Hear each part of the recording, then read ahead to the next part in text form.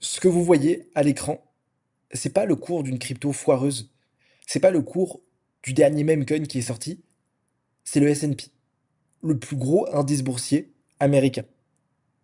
On est en train d'assister à un crash. Ce qui se passe sur le marché, on est venu récupérer le dernier plus bas de août 2024. On a fait une chute de quasiment 17%. Et je vous ai publié une statistique sur Telegram qui montrait que ce qui se passait actuellement sur les indices, s'est passé deux fois, ce crash. Première fois, c'était en 2008, durant la crise. Deuxième fois, c'était jeudi et vendredi. Alors, je ne sais pas si vous vous rendez compte, mais ce qu'on est en train de vivre avec ce que Trump met en place, droit tarifaire, etc., ça fait bouger les marchés. Surtout qu'on est sur des niveaux qui sont records, que ce soit sur le S&P, que ce soit sur le Gold, que ce soit sur le Bitcoin. Et donc forcément, bah, lorsqu'on additionne ce que Trump met en place avec cette incertitude, plus les niveaux qu'on travaille, ça donne ce genre de mouvement. Et vous allez voir, on va faire un point dans cette vidéo, comme d'habitude, de manière hebdomadaire sur l'or et le Bitcoin. Je voulais juste vraiment vous montrer l'indice boursier américain parce que c'est choquant. Je ne sais pas si vous vous rendez compte de l'impact que ça a, mais dites-vous que tous les Américains ont leur retraite sur cet indice. Tous les Américains, ils n'ont pas le système de retraite comme on peut avoir en France, ont leur retraite sur les marchés. Et donc, littéralement, là, il y a des milliards qui se sont évaporés sur la semaine dernière. Donc, qu'est-ce qu'il faut faire? Quelles sont les opportunités? Et vous le savez, surtout lorsqu'on est trader, chaque crise crée des opportunités. Oui, ces baisses des marchés, ça peut vous impacter parce que vous avez peut-être des actions qui descendaient, peut-être que vous avez vos portefeuilles crypto qui prennent un coup. Mais il faut savoir qu'en trading, la chance qu'on a, c'est que peu importe si le marché monte, peu importe si le marché descend, tant qu'on a cette volatilité, on peut gagner de l'argent. Et justement, on a commencé très très bien, nous, cette première semaine de mois.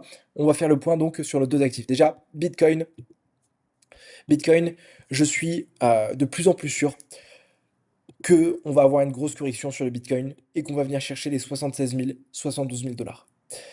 On est toujours sur notre structure baissière et regardez à quel point le price action est beau sur chaque résistance. Ici, on avait ce premier order block, je vous en ai parlé il y a quasiment 3 semaines. Réaction, on prend 7000 pips. J'ai vu des personnes qui ont pris des trades avec l'analyse que j'avais postée. De toute façon, je vous fais tous les lundis un débrief hebdomadaire pour ceux qui ne savent pas encore. Il y en a qui ont pris cette vente, bravo à vous. Deuxième résistance qui est créée, le marché corrige, va faire un plus bas.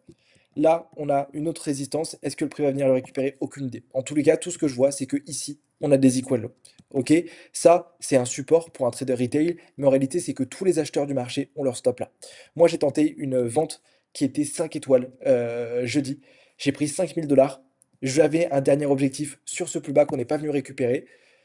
Voilà. En tout cas, je vais continuer à trouver des ventes sur le Bitcoin. J'ai un premier target sur du coup les 81 111 dollars.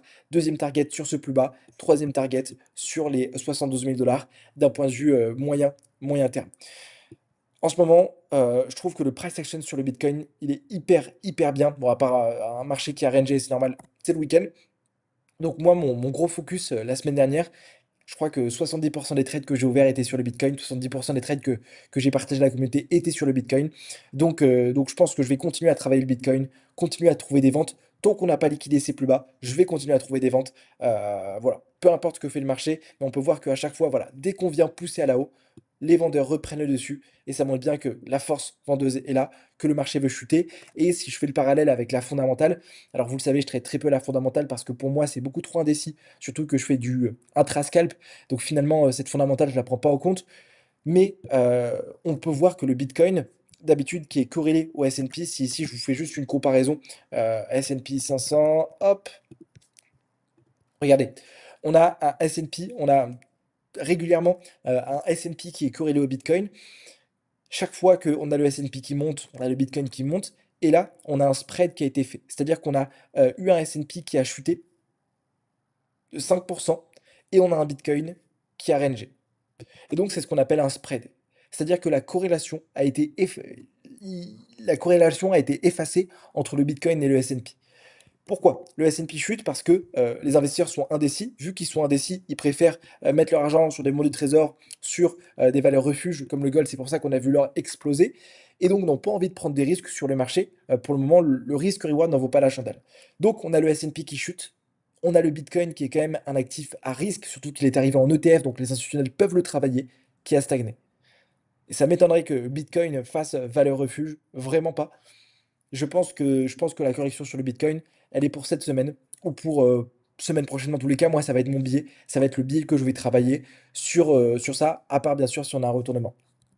Si on fait un petit point sur l'or.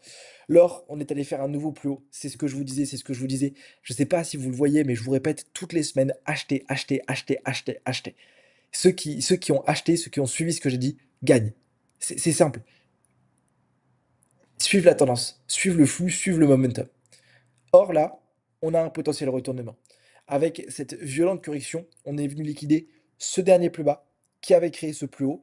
Et donc ça, sur du M30, sur les moyennes time frame, donc du 30 minutes, du 1 heure, c'est un retournement. On est repassé baissier sur le M30, sur le 5 minutes et sur le 1 minute. Donc moi, je vais aller chercher des ventes sur le début de semaine en attendant les CPI. J'ai donc une zone de rebond ici et mon objectif, c'est aller travailler cette zone sous les 3000 $. 3000 $, c'est un prix psychologique sur lequel je vais pouvoir m'attendre à un rebond. Donc mon objectif, c'est trouver des ventes. Pourquoi pas quelque chose comme ça? Pourquoi pas essayer de trouver un petit scalp comme ça? Pourquoi pas, si le marché vient chuter ici, comme ça? Et une fois qu'on a touché les 3000 $, essayer de trouver des achats. Ok, sur cette zone, on a aussi une autre belle zone d'achat sur les 2980, 2922, juste ici, ce qui va m'intéresser.